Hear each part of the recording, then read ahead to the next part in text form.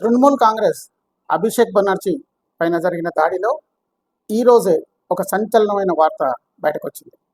ఏంటంటే అభిషేక్ బెనర్జీపై దాడి చేసిన వాళ్ళలో 6గురిని పోలీసులు అదుపులోకి తీసుకున్నారు. వాళ్ళందరూ కూడా తృణమూల్ కాంగ్రెస్ కార్యకర్తలే.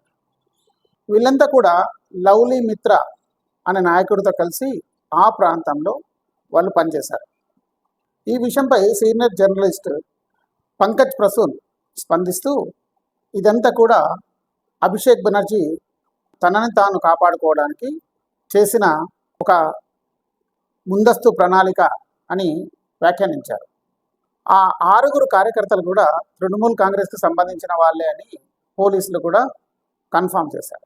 ఇందులో మనకి కొన్ని ప్రశ్నలు ఎదురవుతాయి. ఏంటంటే పశ్చిమ బెంగాల్లో ఎప్పుడు కూడా బైక్పై వెళ్తున్నప్పుడు కూడా హెల్మెట్ పెట్టుకోని వ్యక్తి కారులో వెళ్తున్నప్పుడు ఎందుకు పెట్టుకున్నాడనే ప్రశ్నలు, అలాగే ఒకరోజు అభిషేక్ బెనర్జీపై దాడి జరిగిన వెంటనే ఆ మరుసటి రోజే కళ్యాణ్ బెనర్జీపై దాడి జరగడం కూడా పలు అనుమానాలకు తావిస్తోంది.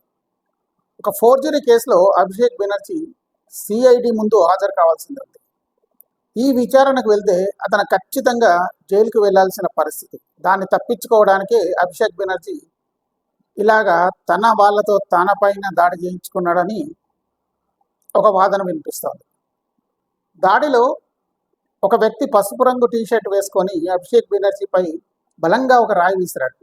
ఆ వ్యక్తిని పోలీసులు అదుపులోకి తీసుకున్నారు. అతను కూడా టీఎంసీ కార్యకర్త అని వాళ్ళు కన్ఫర్మ్ చేశారు.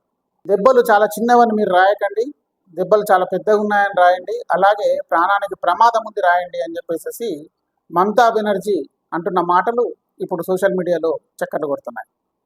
మమతా బెనర్జీ తర్వాత టీఎంసీ కుర్చీ ఎవరిది అని పవర్ పాలిటిక్స్ జరుగుతున్న సమయంలో అభిషేక్ బెనర్జీకి ఇలాంటి అటాక్ జరిగి సానుభూతి ఎక్కడ వస్తుందో అని చెప్పేసి కళ్యాణ్ బెనర్జీ ఆ మరుసటి రోజు తాను కూడా తనపై తాను దాడి చేయించుకున్నాడనే ఒక వాదన కూడా అంతటా వినిపిస్తుంది పశ్చిమ బెంగాల్లో. దీనిపై మీ అభిప్రాయాన్ని కామెంట్ల రూపంలో తెలియజేయండి. ఈ వీడియో నచ్చితే సబ్స్క్రైబ్ చేయండి, షేర్ చేయండి, అలాగే బెల్ ఐకాన్ని క్లిక్ చేయండి. జై హింద్, జై భారత్.